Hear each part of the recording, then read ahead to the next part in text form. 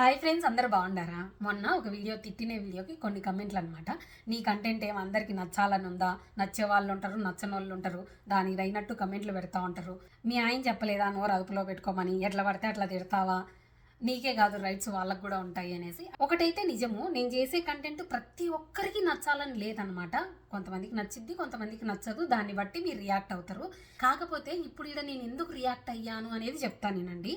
ఒక random person, మీకు తెలిసిన పర్సన్ ఒక 5-6 ఫేక్ అకౌంట్లు క్రియేట్ చేసి ప్రతి ఒక్క వీడియో కింద అన్ని అకౌంట్ల నుంచి సమ్ వల్గర్ లాంగ్వేజ్ యూజ్ చేస్తా కమెంట్లు పెడతారనుకోండి. ఎన్ని రోజులు ఓపిక్గా ఉంటారు? నేను ఆడికి 3 నెలల నుంచి జరుగుతూ ఉంది తతంగాలు. బట్ నేను ఆడికి ఇగ్నోర్ చేస్తున్నా. చూసినట్టు డిలీట్ చేస్తా, లేకుంటే ఇగ్నోర్ చేస్తా. దేనికైనా ఒక ఓపిక ఉంటుందండి.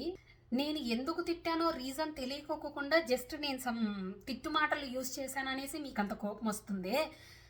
ఒక తల్లిగా ఒక బిడ్డనంటే ఎంతమంది కోపం రాదండి? మీరే చెప్పండి. ఇప్పుడు మీ తప్పు లేకోకుండా మీ అమ్మగారి దగ్గరికి వెళ్ళి మిమ్మల్ని సమ్ బ్యాడ్ వర్డ్స్ యూజ్ చేయడం కానీ, మీకు శాపనార్థాలు కానీ యూజ్ చేస్తా మీ అమ్మగారి దగ్గరికి పోయి మాట్లాడినామంటే ఎడంకాలు చెప్పు తీసుకొని కొడుతుంది అనమాట. సో మీ అమ్మగారు ఎలా రియాక్ట్ అవుతారో యాజ్ ఏ మదర్గా నేను అలాగే రియాక్ట్ అయ్యాను అనమాట. నేను ఇన్ డీటెయిల్గా బ్యాక్గ్రౌండ్ ఏం జరిగిందో చెప్పలేదు. ఆడ క్లియర్గా చెప్పాను కూడా. ఆ వీడియో సమ్ ఫేక్ అకౌంట్లు వేసుకొని వచ్చే తెలియని వాళ్ళు అనుకుంటున్నారా అనేసి ఆడ క్లియర్గా చెప్పిన. నేను అందరినీ తిట్టలేదు. ఆడ ఎవరైతే నాకు తెలిసిన వాళ్ళు ఫేక్ అకౌంట్లు క్రియేట్ చేసి కమెంట్లు పెడుతున్నారో వాళ్ళని అంత క్లియర్గా చెప్పినా నేను ఆడ రియాక్ట్ అయినా. నేను ఏ వల్గర్ లాంగ్వేజ్ కానీ బూతులు కానీ వాడలేదు కదా.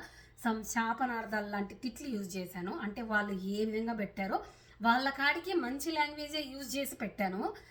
సో అన్నీ మీకు తెలియదు కాబట్టి మీరు రియాక్ట్ అవుతున్నారు. అవ్వండి, ఇట్స్ ఓకే. బట్ నేను ఏ తల్లి ఊరుకోదు. ఓపిక అనేది ఒకటి ఉంటుంది. నా విషయానికి వస్తే నేను వదిలేస్తాను అనమాట ఏమన్నా కూడా. ఎందుకంటే నాకు తెలుసు ఈ సోషల్ మీడియాలోకి వచ్చిన తర్వాత చాలామంది మనుషులు ఎలా ఉంటారు, వాళ్ళ మనస్తత్వాలు ఎలా ఉంటాయి అనేసి నాకు అర్థమైపోయింది.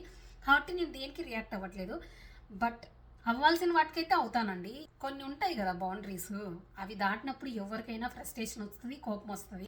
ఒక నిమిషం రీల్ పెడితే ఒక్కొక్కరి మనస్తత్వం ఒక్కొక్కలాగా ఉంటుంది కదా. అందరూ ఒకేలాగా అర్థం చేసుకోలేరు కాబట్టి కొంతమందికి అలా అర్థమైంది. కాకపోతే నేను ఎక్స్ప్లెయిన్ చేయాల్సిన బాధ్యత నాది కాబట్టి ఎక్స్ప్లెయిన్ చేశాను.